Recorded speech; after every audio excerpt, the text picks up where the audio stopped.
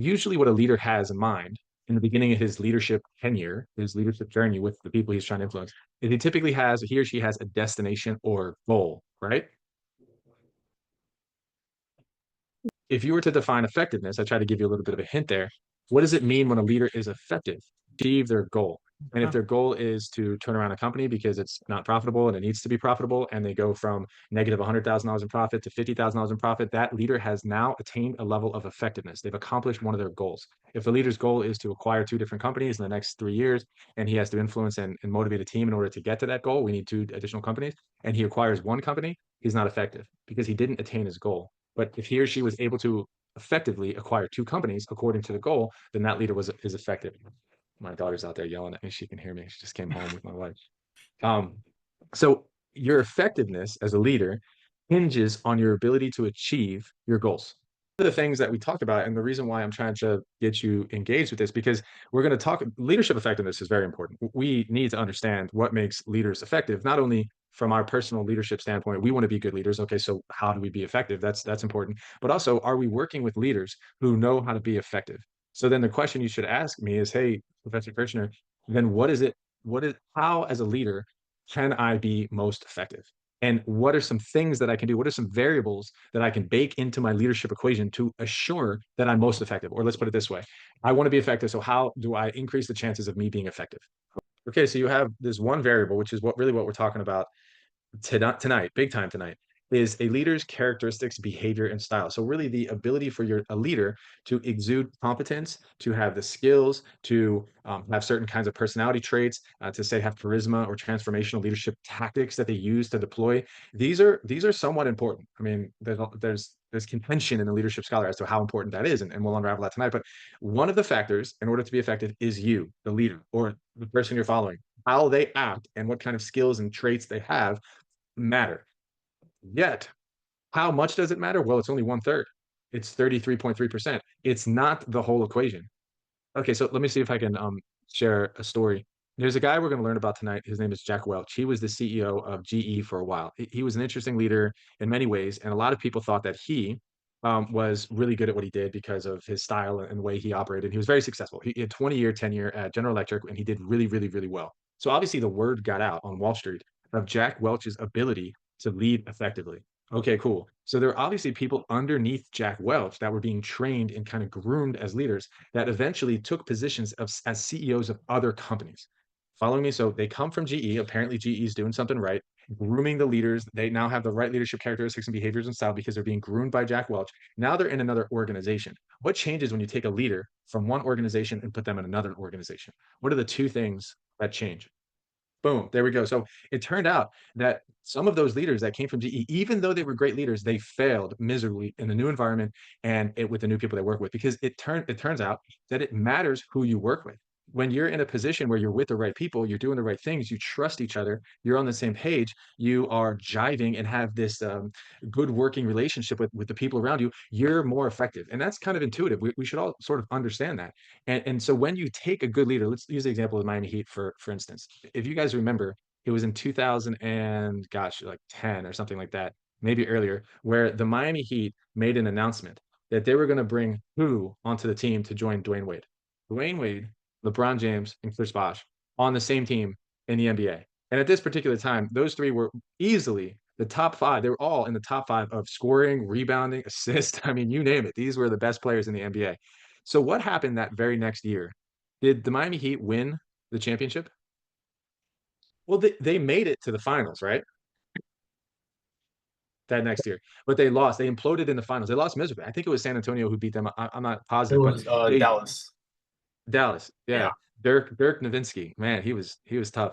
Forget who else was shooting on that team, but it was tough to watch. These amazing players and their skills, their leadership characteristics, styles, and behavior, their competencies as basketball players, it isn't transferable. And that's kind of the takeaway here is just because you're good in one environment doesn't mean you're going to be good in another environment. Okay, enough of that. So tonight we are going to focus on and why I wanted to set it up. We're going to talk about this leadership characteristics, behavior, and styles, but please don't think that this is the end all be all with leaders. A lot of people they want to attribute the success of organizations or countries or whatever it is to one particular person. This is a fallacy. It is a flaw. It's not true. Obviously, think about a nation, think about an organization. There's hundreds of people, if not thousands of people, that also contribute to the success of that particular operation. And it's a leader's job to get them commissioned on the pathway toward their goal.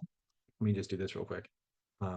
As a leader, we want to do three things. Here are the three things we want to do. It's pretty straightforward. It can be said in many different ways. Well, number one, we want to have a desired future state. See, I don't know if you guys can see that or not when I put it there. Desired future state. So this is also called, let's just call it a goal, a destination. Cool. Didn't spell that right, but that's okay. Desired future state, goal, destination. Is that right? Okay. Let's make that a little bit bolder. Be a little bit bigger. All right. So not only do we need to have a desired future state of goal, I want you to get an A in this class. I want you to be better leaders. I want you to be the best students at Miami-Dade College you could possibly be. I want you to apply some of the stuff we're learning in class immediately to your environment tomorrow, the next day. And I want you to know that as a leader, we have to articulate what the vision of the future looks like and why it's important that we get there. It's a goal. We get the idea. Okay. See if I can copy this. So that's one. Number two, we want to align people in the same direction to achieve the goal. What does that mean, align people in the same direction to achieve the goal? It would be a great one. Hiring people, hiring the right people. That's awesome. What else? Possibly forming teams. Okay, so forming teams and roles and responsibilities. How about the way in which the organization functions? Or let's make it simple. The way in which the organization functions is kind of esoteric. So your role is the champion of Lorna. You're going to go on a trip to Disney World. And it's very clear that you've told everybody in your family, say there's 5 people that are going to go with you, that we're going to go to Disney World and we're going to see Mickey Mouse and we're going to ride on Space Mountain. This is the goal. Everybody agrees to it. That's awesome. Now you know you're going to have these 5 people and they're coming and they know where they're going to sit in the car. Is that enough? This is a big trip. There's a lot to do. Is it enough just to have the people and to sit them in the car and tell them where they're going to sit? What else do they need to know in order to help you make this trip successful? Right? You want healthy conflict. You also want to make sure there's some kind of structure to the operation, like at what time you're going to get there, time, maybe details along the way that you have to align them together. And sometimes the teams can come up with the details. Sometimes you have to delegate to them what it is they need to do and how they need to do it and all this kind of stuff. And eventually you're aligning them. All of this structures around a concept called aligning. So, all right, cool. Now we have aligned the people on our team. We've given them roles, we've given them some responsibilities, we've given them a destination or not destination, but a hotel, some logistics. And of course, Jerry, we know his strengths and weaknesses, and he's a talkative person. So we're going to put him in the back with Sue because Sue's talkative as well. We sort of put them together. And now you're on a path towards your goal. You've aligned everyone. What's the missing part? Is everything just going to work great the whole trip and everybody's going to be so cheerful and singing Disney songs the whole time? Incentivize is a great word for motivating. And motivating you in being incentivized, trusting the people you're with, having some clarity, being told what to do.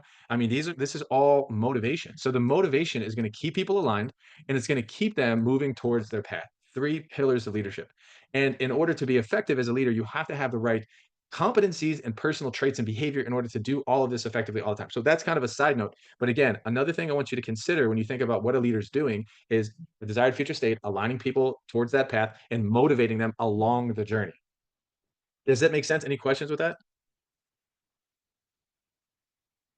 That really helped me break down the roles and responsibilities of a leader, because if you bucket them in those 3 different areas, it helps me understand things a little bit more. Okay, so I'm going to read you a story, and the story is about somebody that you know pretty well, and see if you can tell me who this person is. You shouldn't be able to see my screen. No, you can't. Okay, good. All right, so a young man from San Francisco, adopted and raised in California, co-founded a groundbreaking tech company in his garage. Don't shout it out if you know what it is.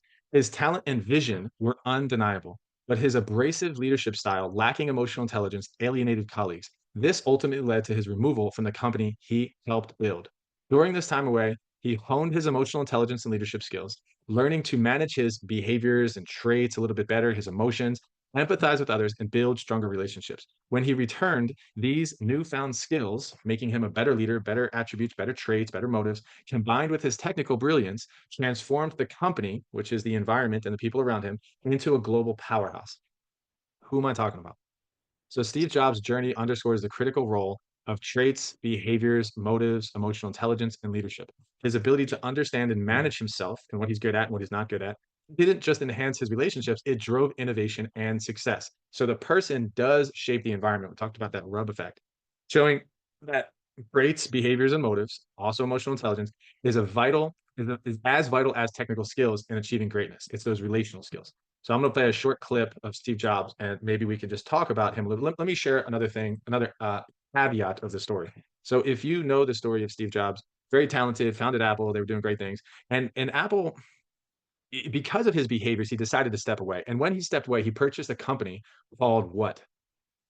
Remember the company he purchased from Disney? Purchased it from Disney, or that Disney ended up purchasing back from him. But the reality is he now became, and he may have even founded this company for all I know, but he became the CEO of an unbelievable company called Pixar. So he left Apple and now he's the CEO of Pixar. So this man didn't just disappear into nowhere. Like, this is who he was, and he crushed it at Pixar. And then what was going on with this? So I'll just say it. What Apple was doing then is Apple was off the chain. Apple started becoming just kind of another computer company, kind of lost its spark, and Apple's share price and Apple's profits started plummeting. And then Apple decided to bring back the founder, the originator of the project, and ignited a transformational change at Apple, challenging the people around him to change, to transform, to be new, to have new vigor, to have new insight. And he was capable of doing that better than he was before, because now he's a fresh body, unbiased, new person, different behaviors, more wise, more mature, ran another business, saw a different environment, saw a different context, and came back to the original environment, said, I know what I did last time, and I'm not going to make that mistake again. And he transformed the company to be what it is today. And any sign of a good leader is that, and it's sad that he passed away, but if a company is continually able to be successful post your leadership, meaning you leave, you're no longer a factor or a variable in the equation, and the company continues to succeed and grow, and the people continue to learn and develop without you, that's a sign that you did something right. So it's being able to replace yourself is the simple way of saying it, but doing it in a way that uplifts and empowers the people around you and creates an effective leadership team, so that leadership team can take that vision, adjust it if they need to, and bring it to a new and even better place. That's amazing. And there's so many stories about that. That's what Steve Jobs was able to do. Here's just a short clip, one of my favorite clips about Steve Jobs, some of his traits and some of his behaviors, and yada, yada. You get the idea. Jobs, you're a bright and influential man. Here it comes. It's sad and clear that on several counts you've discussed, you don't know what you're talking about. I would like, for example, for you to express in clear terms how, say, Java, in any of its incarnations, addresses the ideas embodied in OpenDoc. And when you're finished with that, perhaps you could tell us what you personally have been doing for the last 7 years.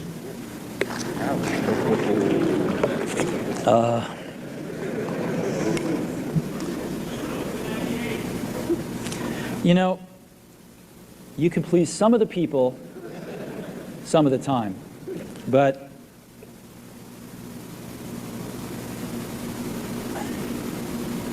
one of the hardest things when you're trying to affect change is that people like this gentleman are right in some areas. I'm sure that there are some things OpenDoc does, probably even more that I'm not familiar with, that nothing else out there does. And I'm sure that you can make some demos, maybe a small commercial app that demonstrates those things. The hardest thing is, how does that fit in to a cohesive, larger vision that's going to allow you to sell $8 billion, $10 billion of product a year? And one of the things I've always found is that you've got to start with the customer experience and work backwards to the technology.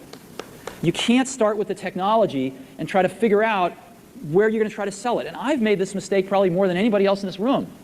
And I've got the scar tissue to prove it. And I know that it's the case. And as we have tried to come up with a strategy and a vision for Apple, it started with what incredible benefits can we give to the customer? Where can we take the customer? Not starting with, let's sit down with the engineers and figure out what awesome technology we have, and then how are we going to market that? And I think that's the right path to take. What do you think? When you think about traits, behaviors, motives, characteristics of this man, after hearing the story I told and after seeing the video, what do you notice? So well said, and I couldn't agree more. He's relatable. He's calm. He's not super arrogant. He told a joke. I mean, if somebody said that in front of a group of people and kind of made that challenging tone, I mean, we could talk about the person asking the question and their ability to be emotionally intelligent. But hey, maybe he was upset about something and it came out. Then he jokingly was like, "Oh man," he sort of rolled his eyes, picked up the chair, and it made a joke. And a sense of humor, if you remember from last class, was important. Self-confidence is important. Humility is important. Trustworthiness is important. Authenticity is important. Assertiveness is important. Extroversion is important. So you can see some of these traits in action. And again, you're not going to have all of those. And Steve Jobs certainly doesn't have all of those at all times. I always joke about, I talked about these cold plunges, without a cold plunge and 2 hours of sleep and 3 cups of coffee and no food and no workout in the morning, around 2 p.m. in the afternoon, you don't want to see me. Like I'm not doing well, and I'm not going to be as humble and as likable as I was with all of those factors, like a good night's sleep and getting some movement in the morning. You get the idea.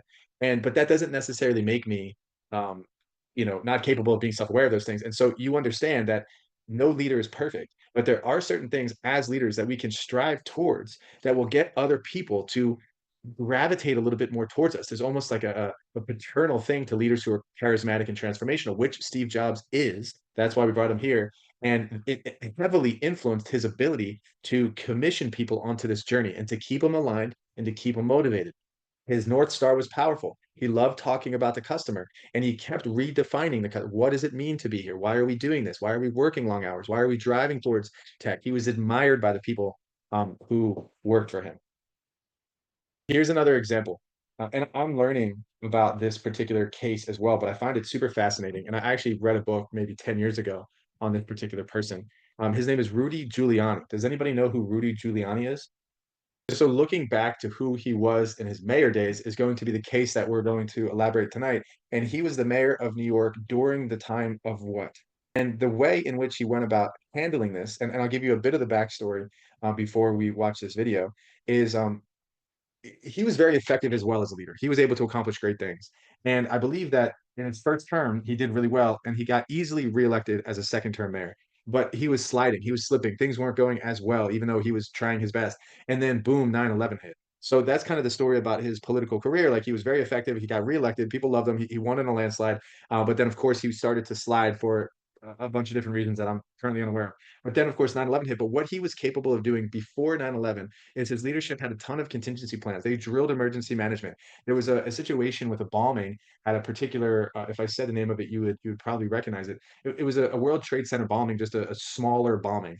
And there was an issue with that. And it was a big issue. And I believe a lot of people passed away. I don't know the details, but that happened a couple years prior to 9/11. So he knew that this was a bad thing, that the city could be threatened, that there was global threats towards New York City, and that the city of New York could be a target for such terror activity. So he was well prepared and he had a team of people ready to go.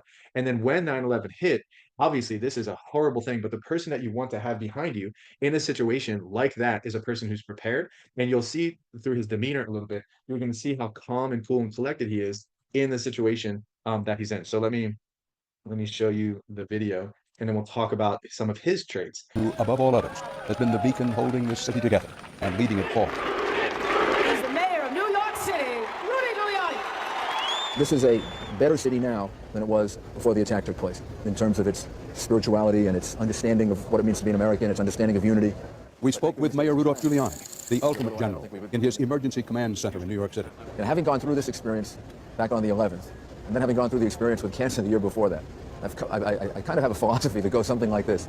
Every day, you never know. You don't know what's going to happen to you.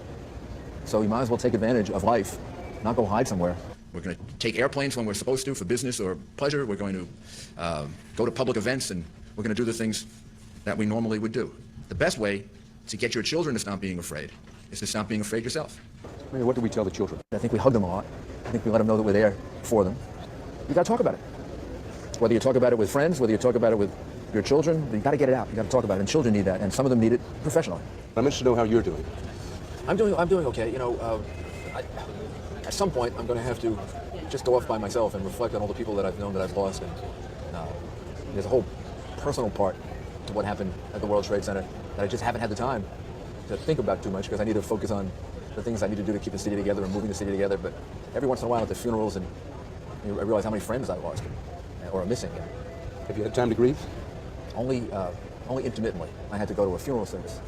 And then after the funeral service, I went into a bathroom by myself, just locked the door and just cried for about 4 or 5 minutes. I want to shift gears for a moment. Tell me, what is your philosophy of leadership? So many people are admiring your leadership just now. I think that you have to. I think there's a couple of things. You have to lead by example. You have to be honest. You got to be willing to work as hard as the people that you're asking to work with you, and not be removed from them.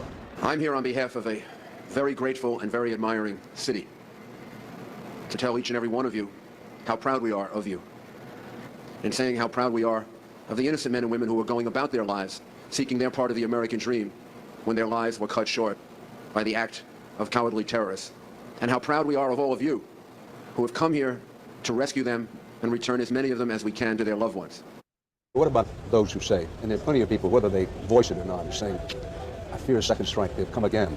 And for me personally, this person would say, that's a realistic fear. It is a realistic fear. You got to overcome it. Every precaution is being taken that can be taken in a free society. There are no guarantees, and now we have to go about leading our lives. Right now, things are very safe. People should go to a restaurant, go to the movies, go to plays, enjoy ball games, play with your kids, use the parks. And that's starting to happen. We're back to about 85%, the way we measure, maybe even 90%. When I was down at City Hall this morning, walking around, there were a tremendous number of people from different parts of the country who said they came here because they heard that I asked them to come. And I was very, very happy about that. People from Tennessee, Seattle, Los Angeles, and a lot of people from Oregon who have come in as part of a large group from the state of Oregon to show their support for New York.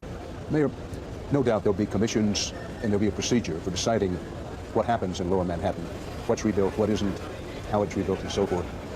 I want to get a sense of what's inside you. Do you find yourself saying, I hope we rebuild the Twin Towers, or not? The most important thing to focus on is the appropriate memorial. Something beautiful, something uplifting, something that really captures the patriotism and the heroism of the people that were there. That's the most important thing. There's no question we're going to rebuild. The skyline will be whole again, and also the reality is that the people in New York City are going to be whole again. The meaning of charisma. It says, charisma, like leadership itself, has been defined in various ways. Nevertheless, there is enough consistency among these definitions to make charisma a useful concept in understanding and practicing leadership. Charisma is a Greek word meaning divinely inspired gift.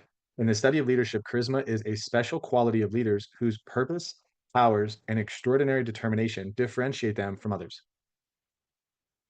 In general, the term charismatic means to have charming and colorful personality, such as that shown by many talk show hosts. About the last part, but what do you think about Rudy Giuliani and specifically his ability to handle the leadership during 9/11? If everything that Kenneth just said, what if he was the opposite? Uncertain, worried, anxious, not present, not boots on the ground. How would we be defining this particular leadership event if that was the case? Providing the clarity, providing what the future looks like, aligning the path and motivating people along that path.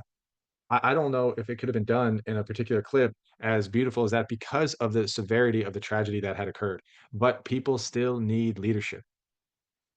When you think about a person, and anybody can answer this, that gives you reassurance. What are some qualities that a person has that is capable of reassuring you? Like, what does that look like? Think about the people in your life when you're around them. You're just like, you know what, I'm in the right place. What are they doing? How are they acting? Passionate. Oh, that's a big one. We talked about that last time. And specifically, not focusing on themselves because it's not about me, kind of like how I said with the role play, focusing on others. How can I be there for them? Do you think that it was easy for him? Of course not. Do you think it was easy for anyone? Of course not.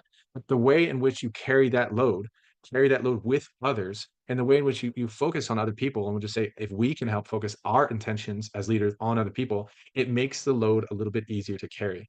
And it doesn't mean it's not going to be hard. It just means that when you do it with other people and you care and focus and you're compassionate about the people around you, what do they need during a time like this?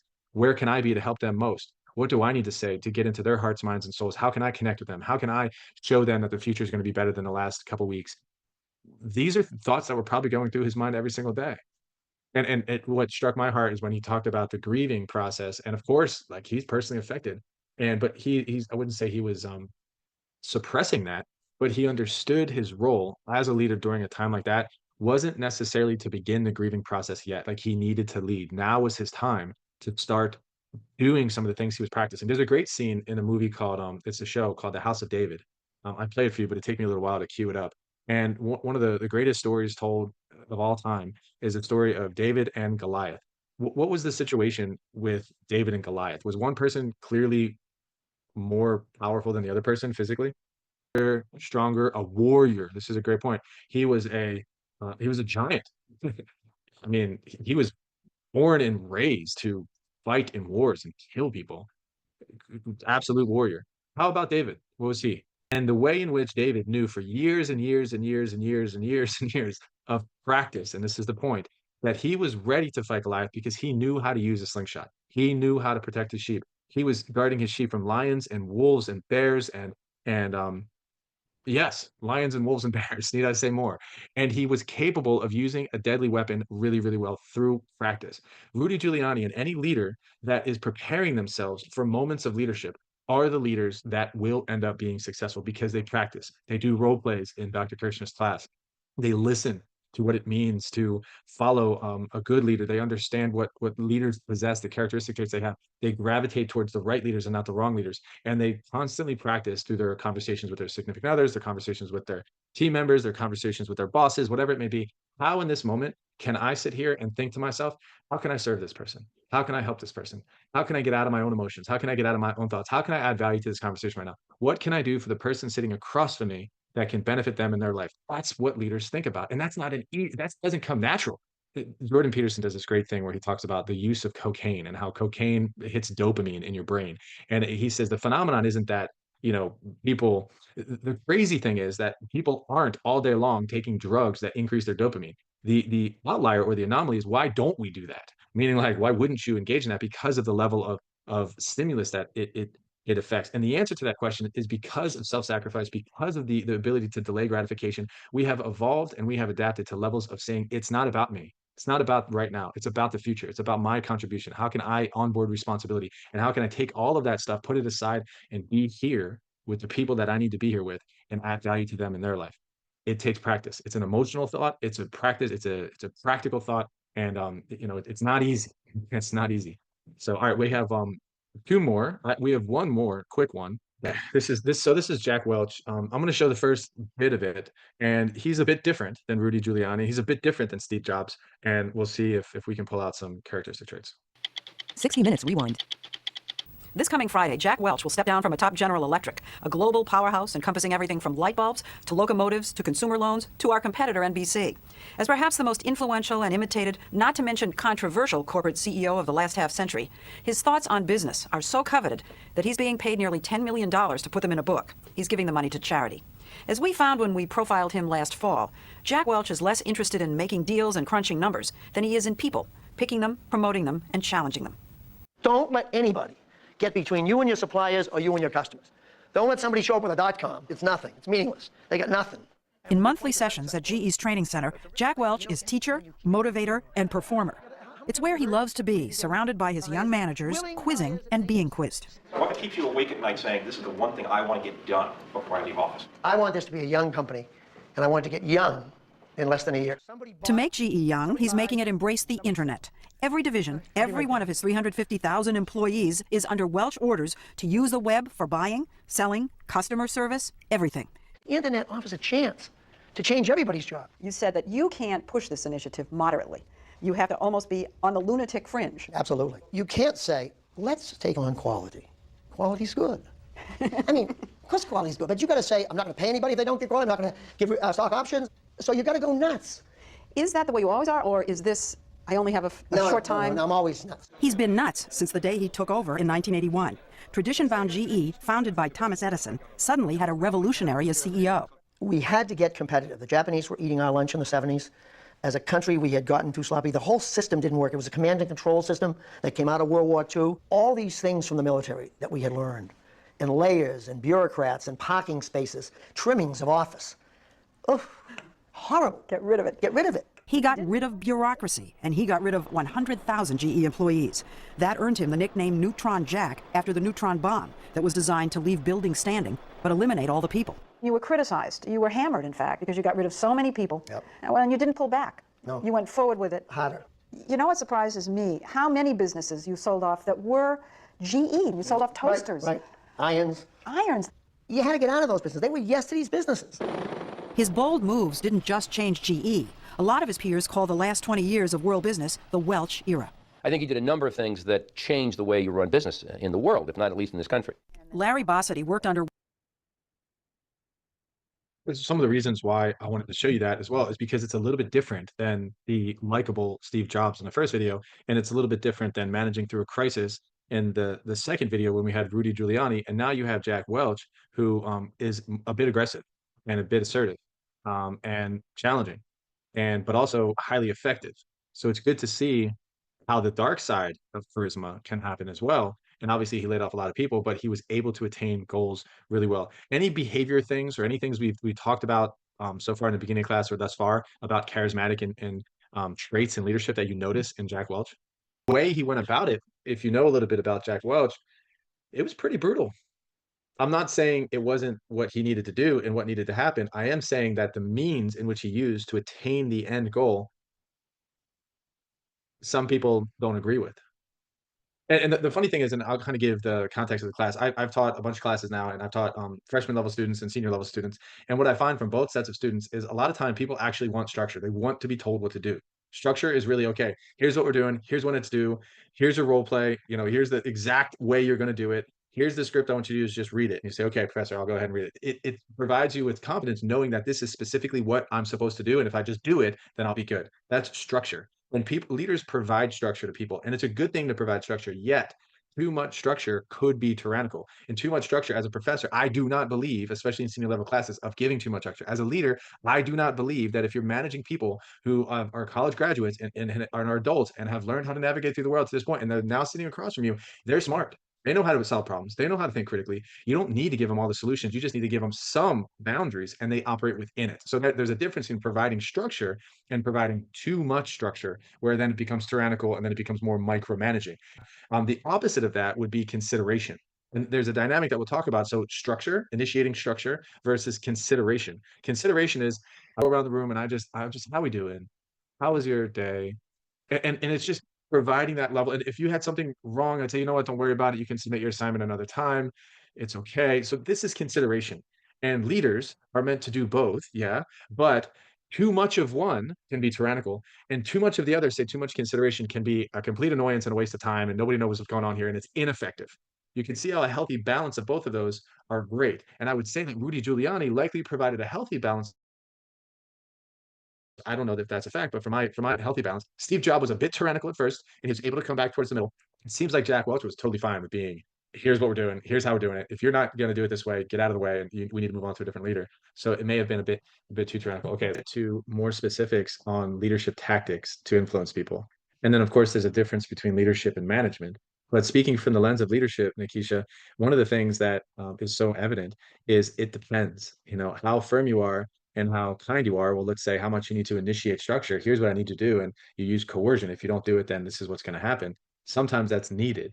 And it depends on the person. Like, for instance, if it's the first time you had the conversation with the person, maybe you got to give them the why, you got to give them the what, you got to show them how, and maybe they don't have the right resources. So maybe it's something you didn't give them. So did you give them the why? Here's why we're doing packages this way.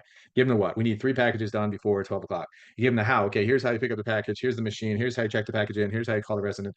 And then the resources. Okay, you got the computer. The computer's working well. You got the box room. You know, whatever. You got your uniform.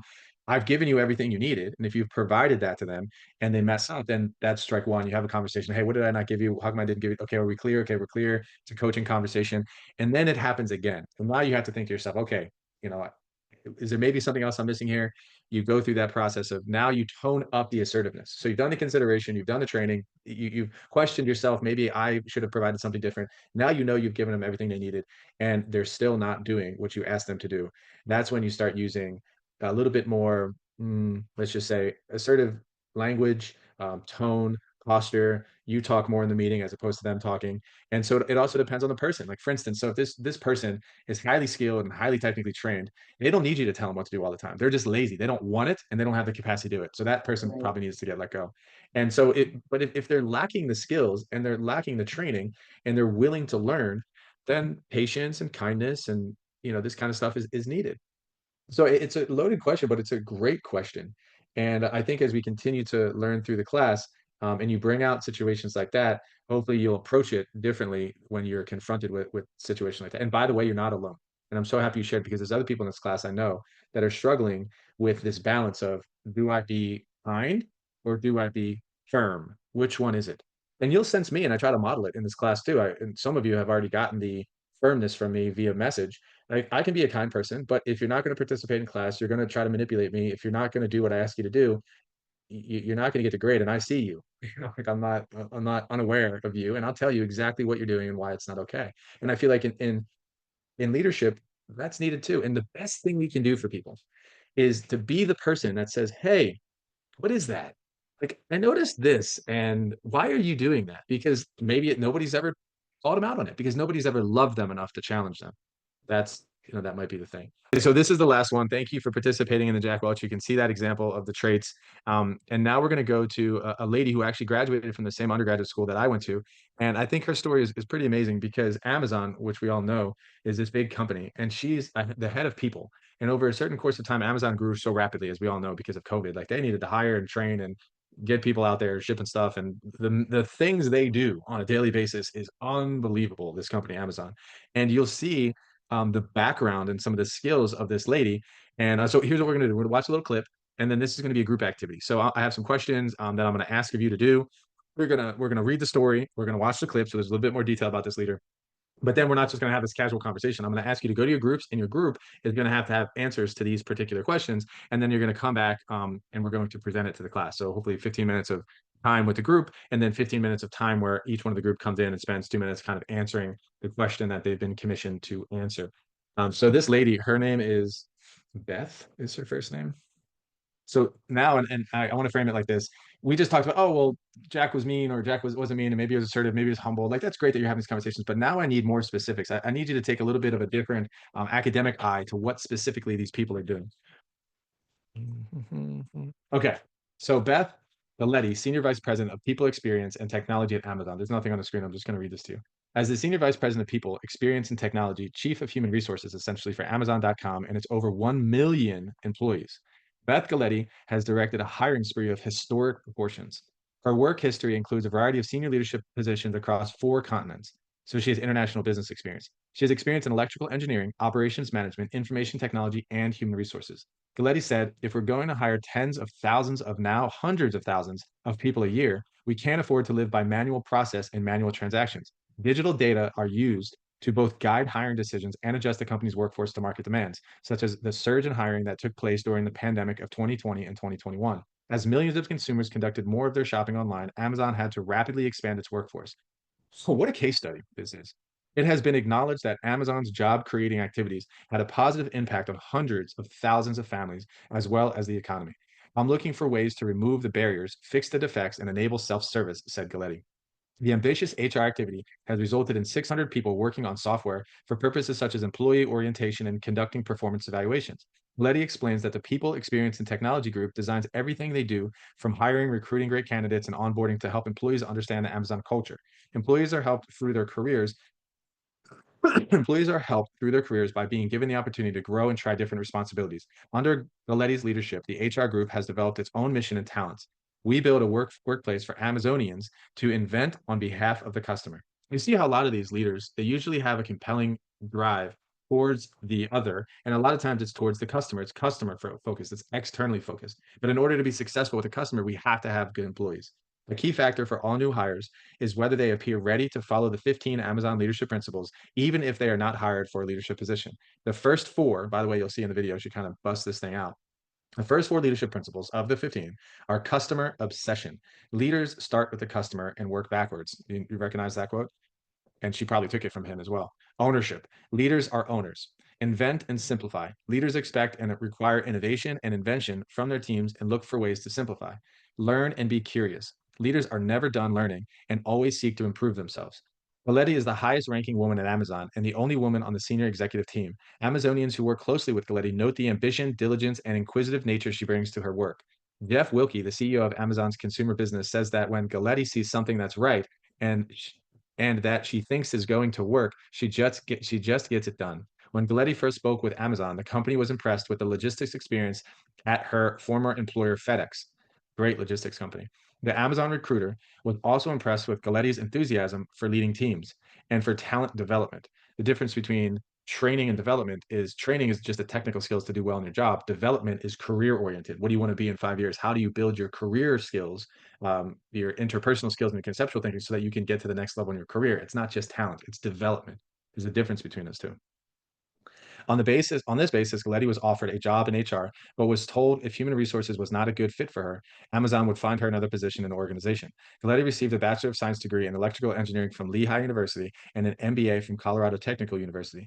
Galetti was a math protege who entered Lehigh University at age 16. In addition to her Amazon senior leadership role, Galetti is vice chair of the board of directors of PATH, a global team of innovators working to accelerate healthcare equity. So these are just some questions. So that's the case. These are just some questions to consider. They're not a part of the activity, but just think about this. What evidence is, I guess they might actually be in there as well. What evidence is presented in the story that Beth Galetti has superior cognitive skills? What's the evidence of her cognitive skills? What leadership related personality traits does Galetti appear to possess? And how realistic does it seem for all Amazon recruits, even box packers and distribution centers, to be capable of following the company's leadership principles? All right, so we'll watch a about 7-minute clip of an interview with Beth Galetti. It's really the only substantial interview I could find where she actually shares some of her stories and you could hear her speak.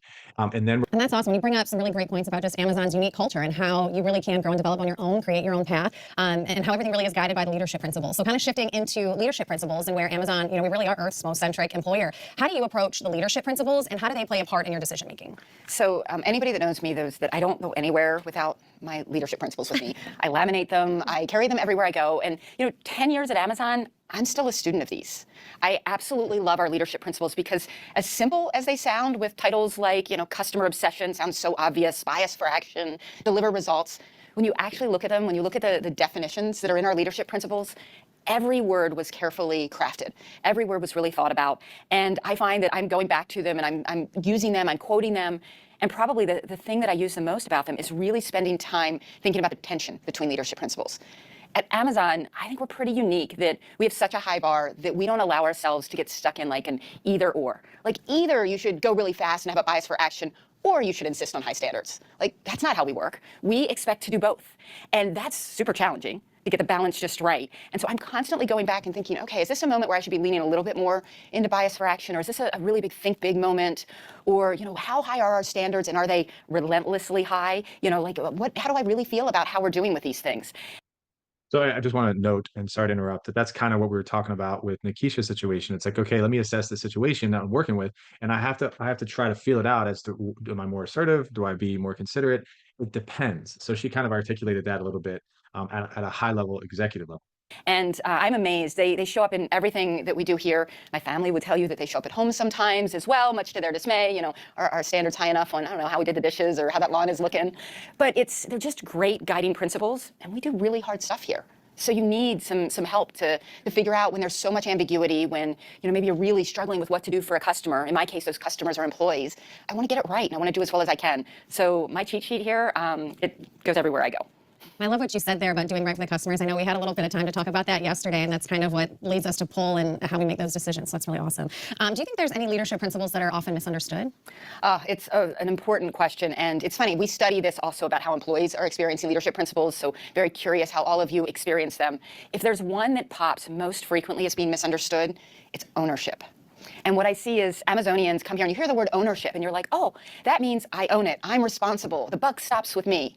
But when you go to the cheat sheet and take a look at what ownership actually is talking about, it says leaders are owners. They think long-term and don't sacrifice long-term value for short-term results.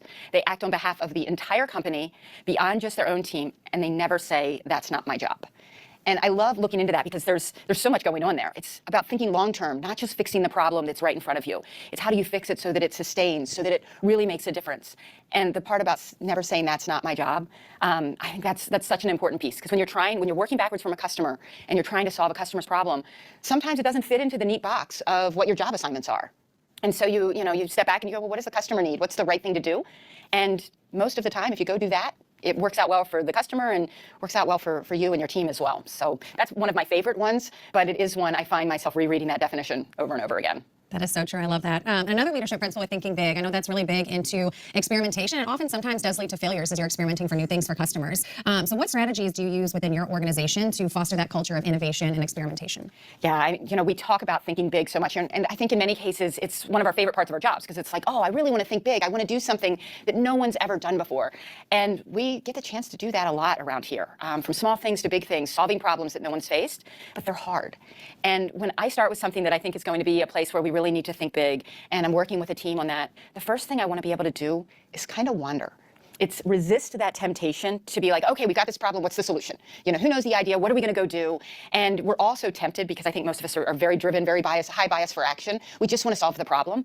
But when we step back and give ourselves a moment to wander in the data, really explore the data, look at the anecdotes. Andy Jassy said it in one of the recent shareholder letters that invention is messy.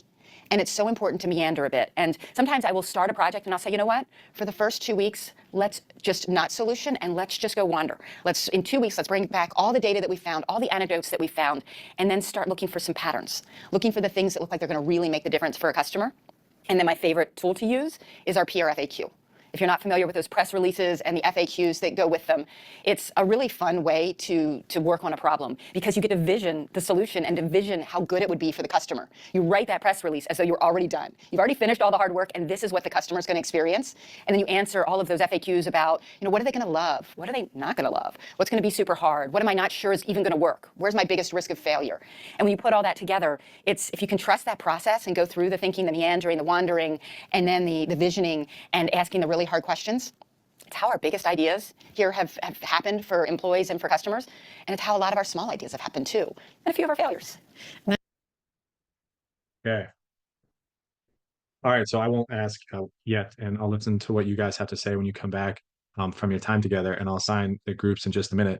But as she was talking, I was thinking about this concept that I keep hearing over and over again, and it was like a consolidation of these writers who would try to write these biographies about these amazing leaders. And one that comes to mind is this book called Long Walk to Freedom, and it's by one of the most amazing leaders I think of our time. His name is Nelson Mandela, and what he did through his leadership and what he endured of his leadership in South Africa was incredible. And this book kind of outlines it. And one of the themes I'll get back to, what these authors, these autobiographers would try to nail down a particular trait or a particular thing that happened in their childhood, a particular theme with parenting styles, or a way in which a leader, had some IQ or whatever it was, and they weren't able to narrow it down. But one thing that they noticed is a lot of the most effective leaders, they would sort of be aloof at times. They knew how to play, they knew how to release their minds, and they were thinkers and writers, and they appreciated beauty. And what that was capable of getting them to do is to play in the sandbox, is to come up with new ideas, is to have reflection, have moments of solitude, and just depart from all of the chaos of the world and be able to be at peace in the innovative nature of their minds. And I know that that's kind of a lot there, but it seems like that's needed at certain leadership levels. And just that was really just a side note.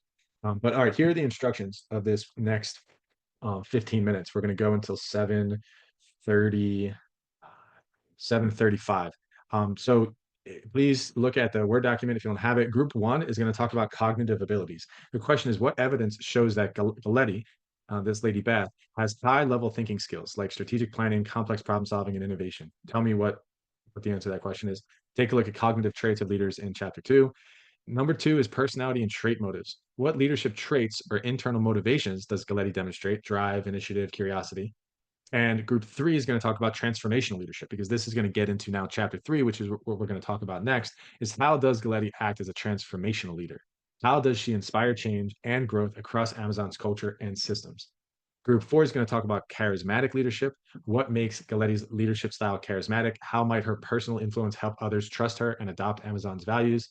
And then group 5 is going to talk about execution and context, meaning obviously she has to have the right team around her, and obviously the context of having this pandemic and having to be able to hire throughout this pandemic and the extreme sales growth, or say demand growth from the external environment of Amazon services, probably helped her out a little bit because the company was flooded with cash. I mean, people were using their services all the time. That may have added something to that, her ability to be successful or effective.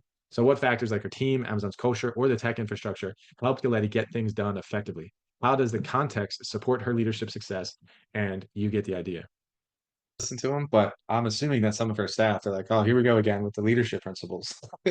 Seems like she does it a lot. It's cool to see the contrast too between how she comes off and how she presents herself versus how Jack Welch comes off and presents himself. Two equally charismatic and transformational leaders, as we'll get into in the next chapter, but they just have different styles and they have different tones and they maybe have different values towards people and the way they treat others and the way they speak and how they sort of speak at your level, where Jack Welch seems to be just different.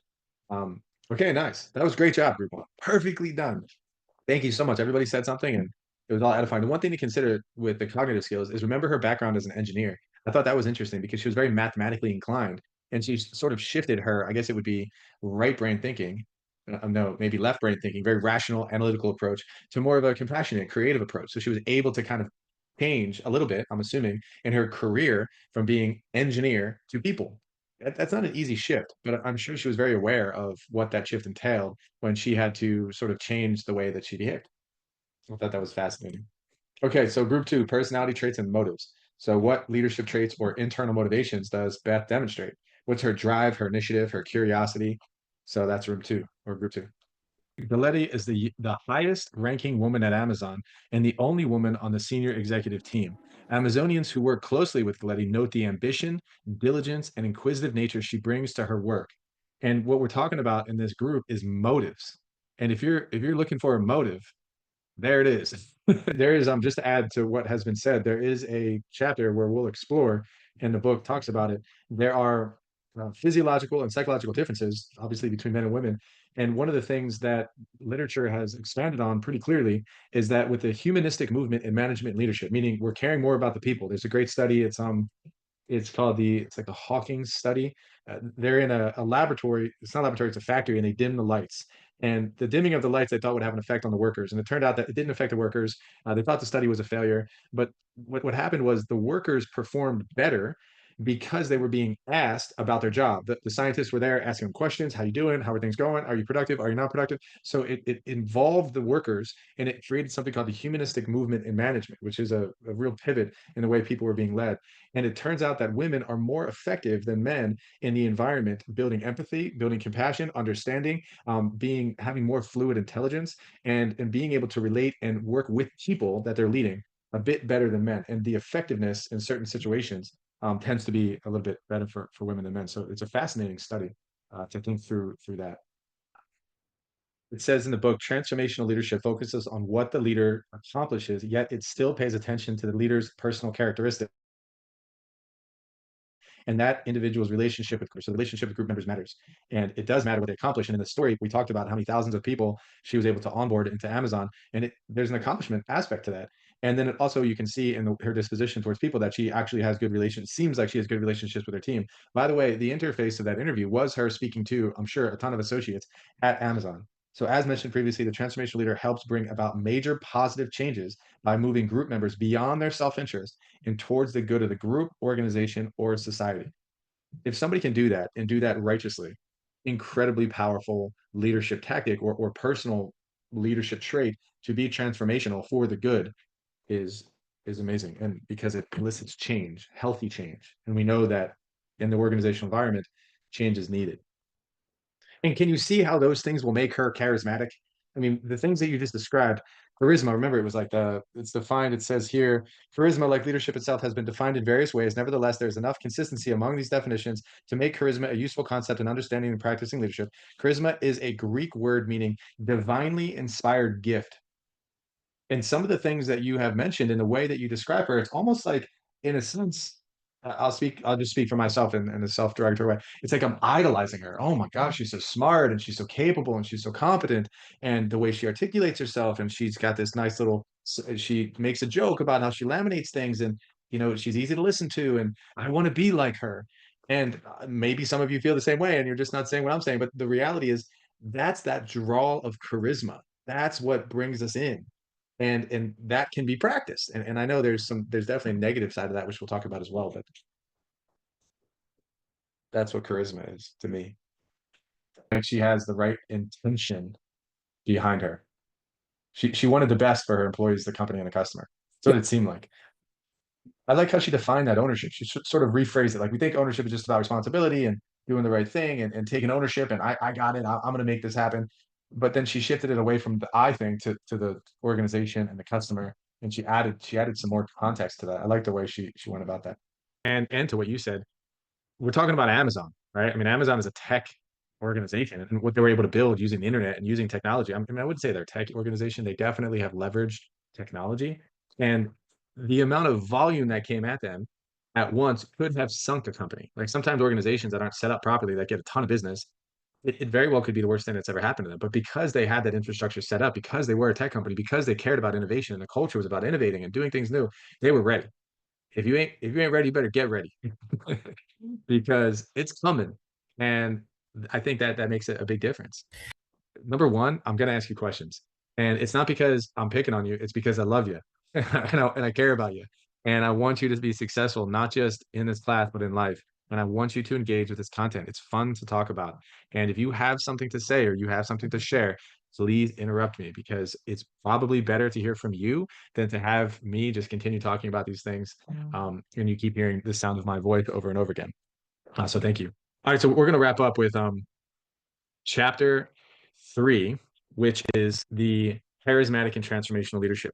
And this is a fun one. And we may have touched on personality before, but let me set this up differently over here so I can have. Here it is. All right. So personality has been studied by social scientists for many years and is one of the most proven social science constructs, meaning variables that they've ever been able to prove. It's very clear that personality exists as a thing within people. And I'm sure as I tell some of these stories, you'll understand. When you talk about personality, and again, if I have already shared these stories about personality, please interrupt me because I talk about it often. But think about extroversion for a moment. What does it mean to be extroverted, and what does it mean to be introverted? That's what we're going to talk about. But what happens is a person is not, oh, I'm extroverted or oh, I'm introverted. It's on a scale. It's a continuum, meaning it depends on where you fit within the scale. So if you can kind of turn your head for a moment and look at this scale, a person who's low on the trait of extroversion, I just circled it here, tends to be more reserved and tends to like celerity, so being by themselves. And some other ways to think about extroversion on this side, which is outgoing and energetic, you think about enthusiasm and assertiveness. Those are other ways to look at it. So the story with extroversion goes like this. You wake up in the morning, and again, if I've shared this with you, please tell me. And an extrovert tends to have an empty bag of coins. And they go throughout their day and they receive a text message from a friend and they're like, oh, wow, a text message. And they put a little coin in their bag and they continue going on their day. That somebody's in traffic and they're looking at they're at a red light and they look to the person next to them and they give a little wave. They, hey, how you doing? Good morning.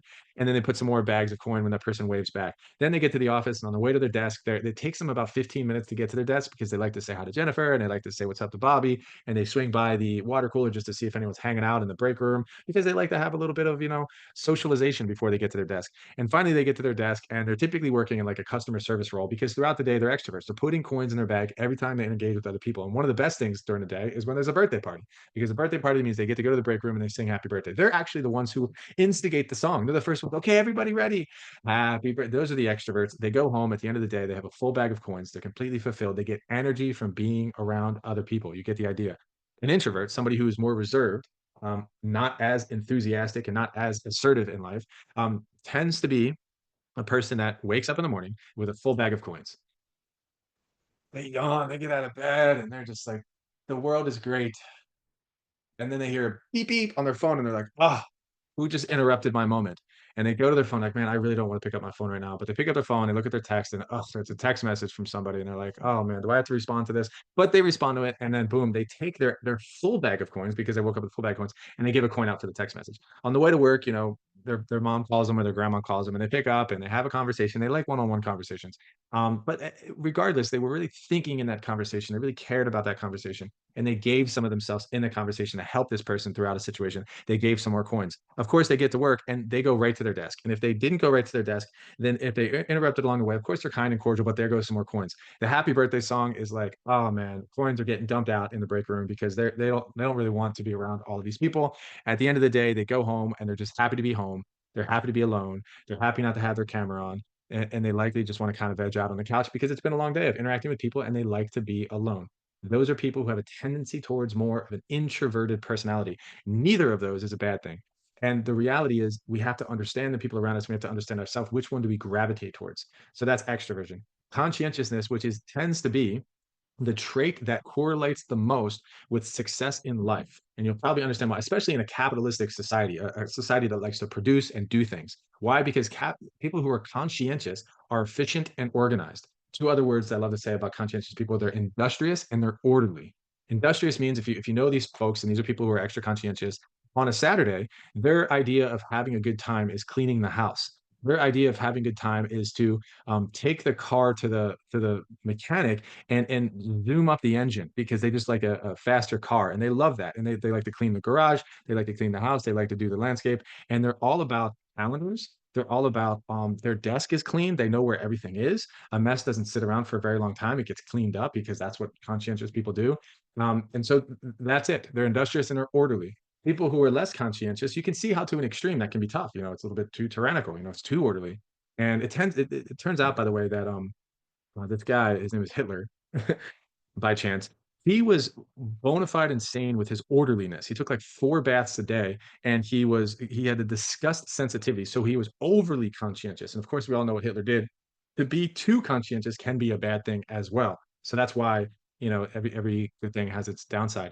To be less conscientious means you're easygoing and you're a bit more careless, and that's not necessarily a bad thing either. Meaning you're okay with a little bit of a mess. You're more free on the weekends. You don't have to have a plan on Saturday. Your idea of a good time on Saturday is not doing the dishes and cooking all the food. It's ordering Uber Eats and sitting on the couch and reading a book or watching Netflix. You're completely fine with that. You're stress free with that kind of Saturday. So you're a little bit easier to be around because conscientious people always have to move and always have to do something. And by the way, if you make a mess around a conscientious person, they're annoyed with you because now they have to clean it up. And you're looking at them like, why are they always doing stuff? So being easygoing and careless isn't necessarily a bad thing either. So that's conscientiousness. Moving on to openness. And the reason why we're talking about this is because we mentioned over and over and over again, it's important for us to know the strengths and the weaknesses of people on our team. And it's even more important for us to know, before we even care about the people on the team, of what are our strengths and weaknesses, and how can we know ourselves before we know the people around us so that we can be most effective as a leader. So people who are openness, who have a high trait of openness, tend to be curious and inventive. These are the entrepreneurs of society. These are the people that go new places, like new things, new hotels, and they're just on. They're just looking around and they're like, wow, what is this new place? And man, I love traveling and I like going places I've never been. I like being around people I don't know. I can ask them questions and learn more about them. These are the types of people that they're artistic. They have so if you've ever been lost in, say, like video editing, or if you've ever been lost in doing a craft, or if you've ever been lost in you name it, some sort of artistic endeavor, and you just sort of lose track of time, but you're creating something, and that time was amazing for you, that means you have a high trait openness. People who are less trait openness, they're more consistent and they're more cautious. They're more pragmatic. They're more rational. They don't like disorder or chaos. They prefer structure and they prefer routine. This is more openness. And going new places isn't necessarily a good thing. They'd rather just stick to their routine, stick to what they're doing. They go to the place that they already know. They're more pragmatic. For instance, like I like going to new restaurants. So I consider myself to be fairly high on trait openness. And I like to go to new restaurants and seeing what's on the menu and doing new things. I have my in-laws, I love them to death, but they have consistently gone to the same restaurant every Friday for like 40 years. A place called, oh gosh, it just sold. It's in Cutler Bay. It's like a bar in Cutler Bay, right across from the Publix. Gosh, I can't think of the name of it, but they've gone to this restaurant over and over and over again, and because they don't want to try something new, they want consistency, and that's less openness. Okay, one of my favorite ones, because I have 3 daughters, they're all different here, is this thing called neuroticism. And neuroticism's interesting, and my 4-year-old really kind of epitomizes it. Is what it is that they have a high level of emotional instability, meaning one moment they're secure and confident, and the next moment they're sensitive and nervous. They're just, or actually most of the time they're sensitive and nervous. They're not sure. They're a little bit anxious. They're jumpy. And, sometimes I might be crying. Sometimes I might be cheering and skipping down the street. And don't get me wrong, it's not being bipolar. It's just that you're sensitive to life. You care deeply for things, and you can be swayed emotionally if you cry a lot during movies. If you feel this thing called like the chills. If you get the effect where you feel these goosebumps on you often, that means you have a neurotic nature. Like you have an emotional reaction to something. And if that happens often or a couple times throughout the day, you could be high on neuroticism. People who know how to use emotion to elicit emotions in others tend to be neurotic, meaning people need to encourage people and to motivate people towards a desired future goal. So if you know how to use your emotions and you know how to change your emotions, then it's not necessarily a bad thing either. It's just being in control of them, having some diplomacy over your emotions is very important. Regulating your emotions. Sometimes people who are overly neurotic, they can't regulate very well. Okay. And of course, if you're not neurotic, you're just cool. You're more stoic. You're more calm. You're secure, more confident. It's hanging out. You can say what you want to say. Oh, so Steve Jobs' reaction to that guy criticizing him would be somebody who's secure and confident. Somebody who's sensitive and nervous. Maybe we can think about some people in the public light who are criticized, and maybe they don't react as professionally or as dignified as one would think they should act. They tend to be a little bit more neurotic. So agreeableness. Agreeableness is a fun one because people who are agreeable tend to have a lot of friends. People like them, but there's a little bit of a dark side to it because if you're not telling people what you really think and you're not, say, dissenting with them or disagreeing with them, a lot of times you're friendly and compassionate to a fault. So being agreeable is good. People like being around other agreeable people. Yet sometimes you can harness bitterness towards others because you're a yes person and you don't say no. You don't know how to set healthy boundaries. So that would be a person that is super agreeable, very good interview skills, very good at making friends. But of course, there's a tough side to it as well. Challenging and detached, somebody who's disagreeable. A lot of the people who I taught in prison, I'll just kind of generalize for a moment, but a lot of them were men who had high levels of neuroticism, and they were all men because it was a men's prison, and they were all very disagreeable. And a lot of times they were also, I would say, a decently high level of openness and extroversion. They were more solitary and reserved. And so there's a formula here that could breed bad behavior. I'm sure you can understand. And there's a formula that it tends to be easier for one to get things done and be effective as a leader because you're just genetically inclined with your personality to be of good influence. It's important to know this about yourself so you can cover up some of your weaknesses where you can and operate in zones of your strength. So I'll because you guys know me a little bit by now, I'm going to show you where I fit on these scales. And also the leadership self-assessment is going to give you a score on this. So the Jordan Peterson I think it's called Know Myself. The $25 one is going to give you a really good score on this. So conscientiousness. I'm about here on conscientiousness. If this was a scale and conscientiousness was a 10 and being easygoing and careless was a 1, I'd be about a 6. Possibly a 7, depends. Extroversion, I tend to be more introverted than extroverted. If this is a scale of being extroverted is a 10 and introversion is a 1, I would probably be about a 4. So a little bit more leaning towards conscientiousness over here, a little bit more leaning towards introversion over here. Agreeableness, I'm like here. I'm somewhat challenging and detached at times. I genuinely enjoy dissent. I enjoy argument. I enjoy being disagreeable at times. I want people to demonstrate why they believe something. And I'm sure you can see how that can help me as a professor, but it can hurt me possibly as a spouse and in other friendships in life at times. But it tends to be I challenge ideas, I challenge thoughts. So I would say if this is a 10 on agreeableness and this is a 1, I would probably be about I'd say about a 2 on agreeableness. Neuroticism, I'm right in the middle. I know how to use emotion to elicit emotion in others, and sometimes I find it hard to regulate my emotion when I really care about something. So I'd say I'm about a 5 there. And then as far as openness, I'm probably as high as it gets, a 10. I just love new places. I love learning new things. I love going places I've never been before. I genuinely enjoy traveling. So that's kind of where I'm at. And hopefully, as I'm explaining this, you can see maybe where you fall and how you can see how this is important for all leaders to do this. So that's those traits. Just a few things because we talked about these like humility and confidence and being likable, and we talked about being extroverted. But what these are task-related personality traits. So this is more what are we doing that is sort of a mix of our personality and also our motives, sort of at the same time. So these are a little bit different, like courage. Someone like courage with the ability to have fortitude in difficult situations, the ability to persevere despite challenges. That's courage. Being willing to embrace a challenge voluntarily, that's courageous. I'm sure leaders, people would want to be around leaders who have courage. Proactive personality. I'm not reactive. Reactive means you're waiting for something to happen. Proactive means you're actually going towards what could be a problem in the future. So think about an example. You have a house, you have an apartment, wherever you live.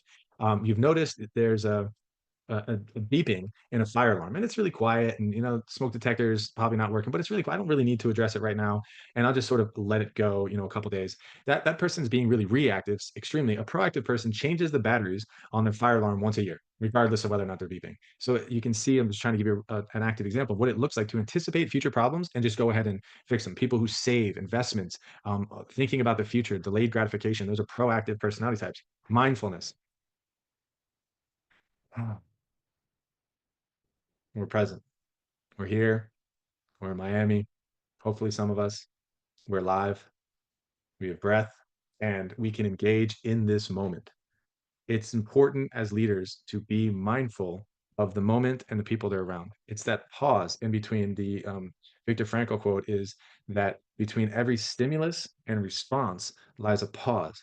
And in that pause is transcendence, meaning that I have a choice how I react in this moment. And people who are mindful are much better at reacting in those moments, which are critical moments. Flexibility and adaptability, big one, big one, big one, big one. I start to act like this when it starts to get late. I apologize, but that's my openness characteristic coming out. So flexibility and adaptability. How can we as a class, if the internet completely goes out right now and we lose Zoom, how can we get together and be able to finish class? And how can I say goodnight to you guys? Well, I don't know. Maybe I can drive over to my neighbor's house and see if they have internet over there. Maybe I can use my phone, which is on AT&T. It doesn't need internet. I got the whatever. I'm capable of adapting amidst challenges, and I can pivot. And this is so very important for entrepreneurs, for change. I mean, think about this lady Beth and what she went through when she had this commission, this charge to go and hire so many people right after a pandemic. And she was no problem, we'll figure it out. And I'm sure there's a lot of flexibility and adaptability to that. Emotional intelligence, we'll get into self-awareness, self-management, social awareness, relationship management, and a passion for the work and the people. I think these two should be separate. I think there should be a passion for work, and I think separately should be a passion for people. And one of the things that I want my gravestone to say is, "Here lies Claude, who was a love, who was a lover, who was who enjoyed being around other people, or who cared, who wanted to, let's just say, had a passion for people." Let's keep it simple, because having a passion for people, it is a wonderful thing. I struggle with it at times, but I know how important it is to want to be around other people and to care about other people tremendously, especially for leaders. And okay, now motives, the motive to lead. Think about this question, because I have to keep flying through this, and I apologize. I would engage you more. If you have a question, please let me know. But would you rather hire a person into a leadership position that has a desire to lead, meaning they want to be in a leadership position, they're actively seeking it out? Or would you prefer to have somebody or to hire somebody in a leadership position who was technically skilled, was consistent, did all the things that they needed to do, and was called to lead, meaning was asked, can you please be a leader in this position? Because of their consistency and their diligence and their hard work, they were promoted to leadership even though they didn't actively seek it out. So you got a person here who had a desire to lead and is actively seeking it out, and they're pretty good at what they do, but they have a desire to lead. Would you rather that person be a leader, or would you rather the person who is called to lead be a leader? I'll just kind of pause on that for a second because that's an interesting one. Any insight on that? So it's easy for me to say I'm indifferent because I can see the powers of both. A person who seeks out leadership, you don't know why they're seeking it out. So now we move to the power motive and tenacity and resilience and the drive and achievement motive. So if somebody's driven to achieve and they have a motive to achieve, well, what are they trying to achieve for? They're trying to achieve so that they can get rich and be a multimillionaire and just be able to have influence over other people because they want to lay back and eat Cheetos on the couch all day long and play video games. I mean, that's a drive and achievement to do something, and it's a motive. But what is the end to that something? Why is that motive there? Why does a person want to be in a position of power? And there's a great book by Patrick Lencioni, which I think I mentioned before, and I think I put on the syllabus, called The Motive. And this is so foundational. Patrick Lencioni, who's written hundreds, not hundreds, maybe 15 leadership books, one of which is The Five Dysfunctions of a Team. And it's a great one, a very popular one. And he said, if I was to invite any leader to read any of my books first, I would tell them to read the book, The Motive, because if you can't get that right, your motive to lead, like, for instance, we talked about Beth, and we don't know if this is her motive, but one of the motives is, I've been giving this position, and I've been given this power of influence. Now, what am I going to do with it? Well, I'm going to represent it well, and I'm not going to abdicate my responsibilities. I'm going to stand up for what's right. I'm going to represent other females in leadership positions, and I'm going to do a good job with respect and dignity, because it's about more than me. My motive is here representing something greater than myself. I'm sure you can see the polar opposite of that motive isn't such a great one. So I'll share a brief story, a personal story about a man that was involved, and I'll share the variables for a second. Um, we worked for about 4 years, my father and I, to find the right partner for me in business because my father was trying to retire.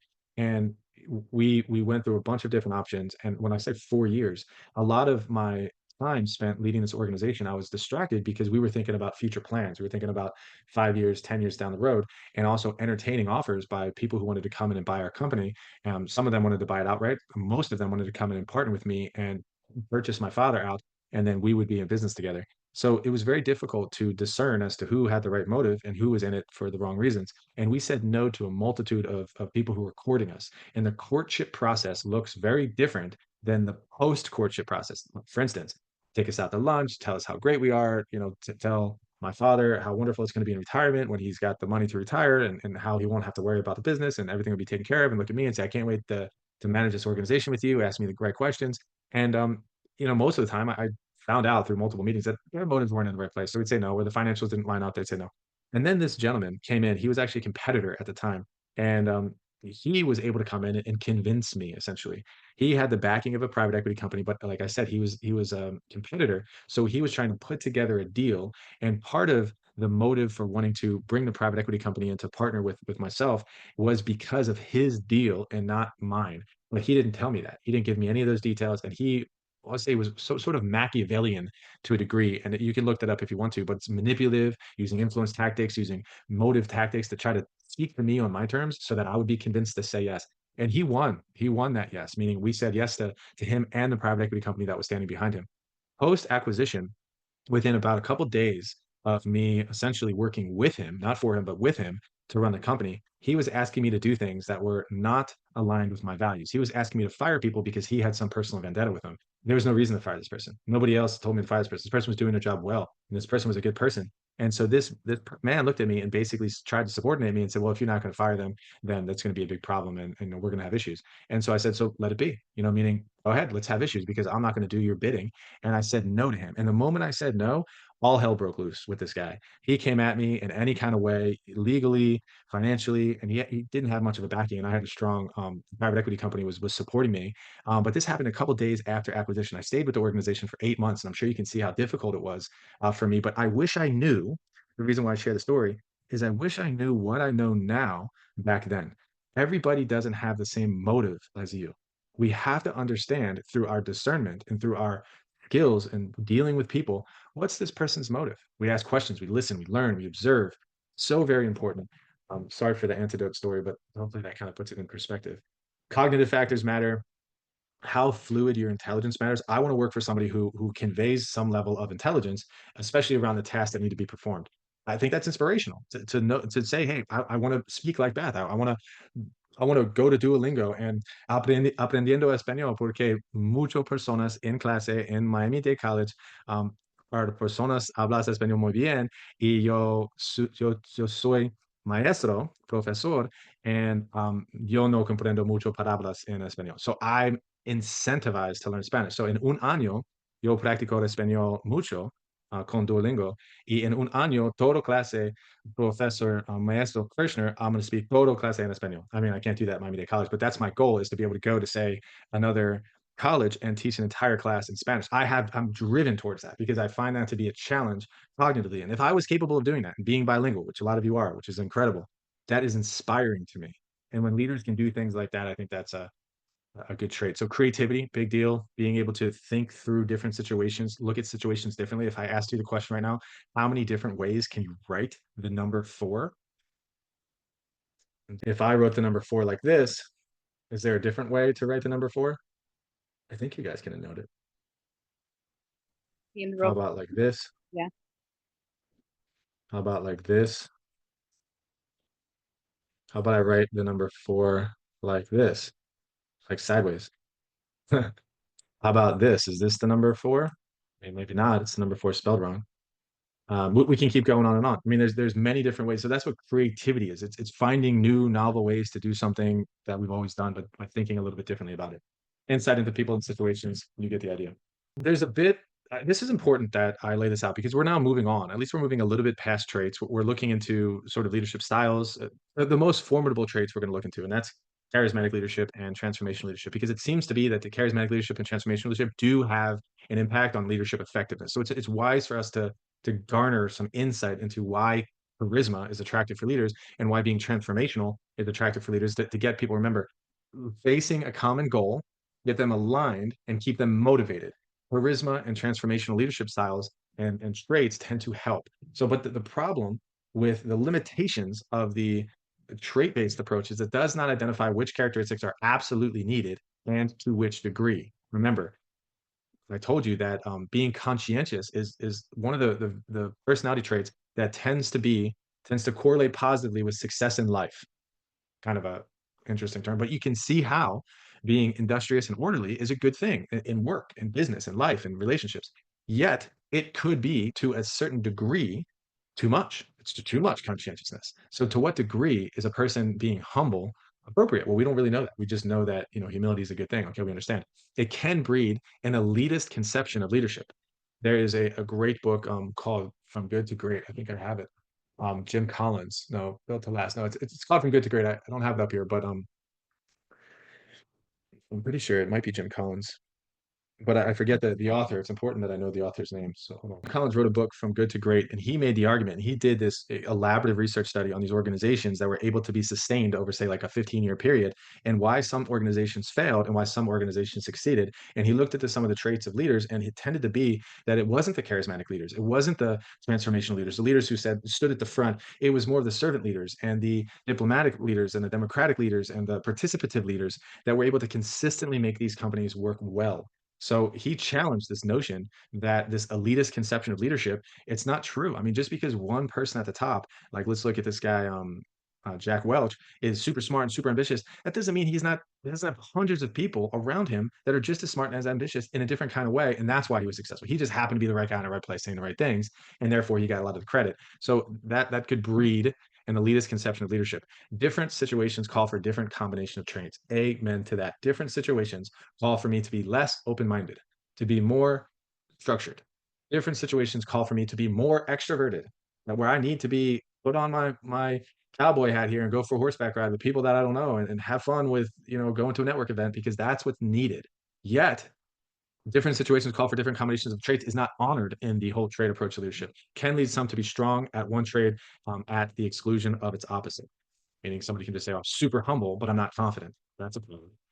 You can understand why. All right, so thankfully we're done chapter 2 and we're going to chapter 3. And in this chapter, I'm going to hopefully give you some ways in which you can be charismatic. So we talked a lot about charisma. So here we go. This will have a little bit more socialized charismatic. So we now fundamentally understand that charisma tends to be good for leaders to have. We get it. Restrain the use of power in order to benefit others. Think about that. Socialized charismatic. I'm not going to tell you what I really think of you in front of this group of people because I'm restrained. People who are restrained tend to be more charismatic. People who lash out, people who can't regulate their emotions, are highly neurotic, tend to not be perceived as charismatic.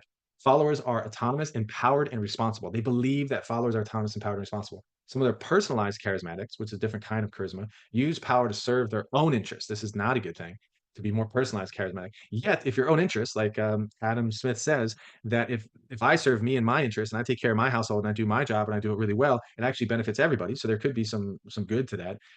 Followers tend to be obedient, submissive, and dependent. I would say this is not sustainable, at least from a humanistic perspective of personalized charismatics. Then you have celebrity charismatics, overlap with other socialized and personalized charismatics.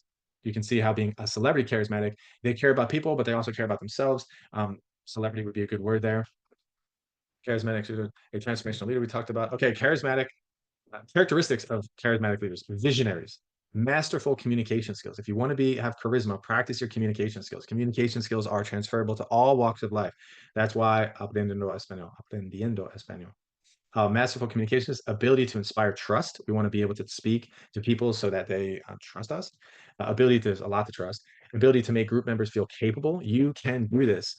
Samantha, I'm proud of you. Carl, I'm proud of you. Gabriella, I believe in you. Kenneth, I'm so grateful you participated in class tonight. It kind of tripped me out a little bit because your background, your picture on your Zoom is the same as your current background. That was kind of cool. I didn't know if you were on camera or off camera for a second. Angela, you just inspire me. You got a lion behind you, a picture of a lion. Come on, this is incredible. The energy and action orientation, tactful and social situations, emotional expressiveness and warmth. This is a big one. So you're around other people and you say something like, I lost my dog last night. And they're just like, oh, I'm sorry, what'd you say? And they're just really not present. You say, I lost my dog last night. And they're like, oh, that's tough. Well, I'm gonna go now. It's like, no, charismatic people say, oh my gosh, just give me a hug. I'm so sorry you lost your dog last night. This sucks. It sucks. Is there anything I can do for you today to make your life easier? That's how charismatic people exchange with other people. Emotional expressiveness and warmth. romanticize risk. There's an element of you stepping into your vulnerability in this class for you to participate in the conversation and take those risks. That's a romantic thing. That's a valiant thing. I think that's an incredible thing for you to choose to come to college, even though maybe your parents or your first generation graduate of Miami-Dade College. Good for you. Take that risk, dive in, have the internal locus of control of your life. I believe hard work and dedication that you're putting in right now is going to pay off benefits in the future. I'm romanticizing risk. Use unconventional strategies. So try something different. You think about the way in which this lady Beth went about getting all these packages out to people. I'm sure she used unconventional strategies, entrepreneurial strategies, creative ways of getting things done. Unconventional is a good word. A lot of times, entrepreneurship is profiting from finding a unreasonable way. It's where unreasonable meets discipline, meaning it's unconventional and unreasonable, but I'm going to be disciplined about the way I go about my unconventional and unreasonable thing. So I'm going to do it different, but I'm going to do it really well. That's really where entrepreneurship thrives. Characteristics of charismatic leaders: continue to challenge, prod, and poke employees. How you doing? What's going on? Come on, you can do this. Think fast, dramatic, and unique. Hubris is a tendency to hold overly confident view of one's capabilities and abuse power for one's own selfish goals. We're going to talk about neuroticism in a bit, and this is a word that's used often. So I hope we can get on it and I can settle on it for a second because it tends to be good. It's the next slide. Let me be mindful for a moment because I think this is important. A lot of times when people have been put into positions of power and they have received, and this is according to the literature, this isn't according to my opinion, they've received rewards, meaning they've received promotions and they've been affirmed, they have made some decent money, they have seen success because they were able to harness the skill set of charisma. And then therefore what that develops in them sometimes is a dark tetrad of neuroticism, of being neurotic. It means a personality trait characterized by a sense of personal superiority, a desire for power, and a sense of self-importance. These are people or have neuroticism. These are not neurotic, but narcissistic people. And this is not good. Yet the funny thing is, it's almost like you need to have a little bit of narcissism in order to be an effective leader as a charismatic leader, because you do have to have, let's look at it, let's de-dramatize this narcissism for a second.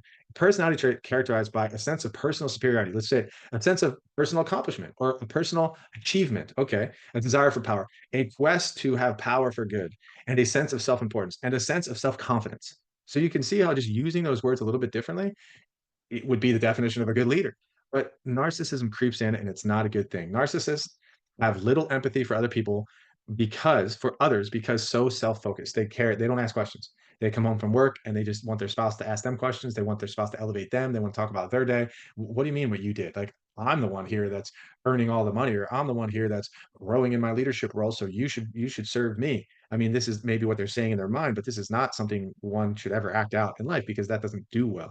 I have a family member, I won't mention any names just in case it gets back to me, that is married to a husband who at times will talk about themselves in a way of being very egocentric. And she hates it. And they've been married for 30 years. And he is one of those, like, race car drivers and does extravagant things and big bike rides and stays super fit and always has goals. And who knows what you can say about a person like that, but she's been married to him for many, many, many years. And he gets on this little kick sometimes, even when they're one-on-one, and just will talk about himself and inflate himself even around other people, just, and she's just like, oh my god. So the tendency towards being self-promoting personality sometimes can be overbearing, and narcissism leads to that. Narcissistic CEOs tend to make riskier decisions, often to attain dramatic results that enhance their image. Leaders who combine narcissism with a touch of humility, this is where it is interesting, tend to have positive effects on their subordinates. Like, hey, I have some importance. I'm the leader here in this organization. Yes, I do have a desire of power in order to do things good, but I'm humble about it. That lady Beth seems to have a lot of competencies that would lead towards a person possibly being narcissistic. Yet she seems to have a humility baked into her too. So you can see the dichotomy here. But you also know that narcissism, when carried out in multiplicity, usually destroys leaders, usually destroys relationships. It's something we have to watch out for as we grow in our leadership career, and we have to watch out for it in other people too. This guy I talked about that double crossed me, essentially betrayed me, and sort of manipulated me to get the deal done. And thank God we were shrewd in the way we executed the contract and the way we partnered with the private equity company. But the point is, I remember a time where leading up to the acquisition, we spent many, many, many hours together in meetings, kind of planning out what this was going to look like before the deal actually happened. And I brought in a CFO, somebody that worked for me that I had known for a couple of years, as a part of this conversation. And the way that this guy treated the CFO, it reminded me of a scene from Pinocchio. If you remember these two clowns from Pinocchio, if you watch the movie, they're kind of evil, malicious people, and they use Pinocchio to put him in a show and to make money, and they're not good. It's like a fox and like the bad guys in the alley kind of thing. And so Pinocchio goes and basically does the show for them, and they think they're evil. They think they got away with something. And then they met this guy who was like a ringleader, who was the real evil guy. And the real evil guy basically had one look on his face. And that one look on his face put those two people who thought that they were bad guys right in their role. And I saw that one look from the ringleader from this guy, and he was up to no good. And I saw it for just a brief second, but I was like, what was that? But then I ignored it. But I should have never gone there. Anyways, that's back to what we were talking about before. So vision component of charismatic leadership. Vision is the ability to imagine different and better future conditions and ways to achieve them. So if you're still tracking me for a second, I know we only have a couple minutes left, so we'll probably end on this vision. What does it mean to have a vision? I'm gonna stop sharing for a moment so I can try to connect with you over this last bit of content. What I ask you to do is if you want to perform this with me, is to close your eyes. And if you close your eyes, I want to walk you through a bit of an exercise to get you to think about what the future looks like. So you close your eyes, you're able to go to bed tonight and have a really good night's sleep. And there's something that's going to happen soon. It's the end of the week. It's Sunday. And I want you to envision what your Sunday looked like. Because throughout the week, you have accomplished all of your tasks. You have done a great job doing whatever you needed to do. You had great exchanges with friends. You were able to stay motivated and positive throughout the day. Nothing bad happened at the end of the week. And now here you are on Sunday, enjoying and reveling in the progress and the production that you had throughout the week. And you feel good about it. And you're happy. And you're in a good place. And you have friends and family around you. And the food smells delicious. Now that, if you are closing your eyes and following with me in that process, if you can see that, if you can see that in your mind, that's what you need to talk about. That's what needs to drive you throughout the week. That moment right there, to articulate that moment to the people around you, to your friends and your family, and to make that moment happen is a leader who not only has vision, but knows how to use vision to drive people towards a goal. And some people can't do that, meaning they struggle with that. It's hard for them to envision what more than the next 15 minutes, 10 minutes, whatever. And a lot of times it's because, hey, they don't have the skill set, or they have so many issues in the present moment that they don't have the luxury to envision the future. They're just trying to get through today. And I understand that as well.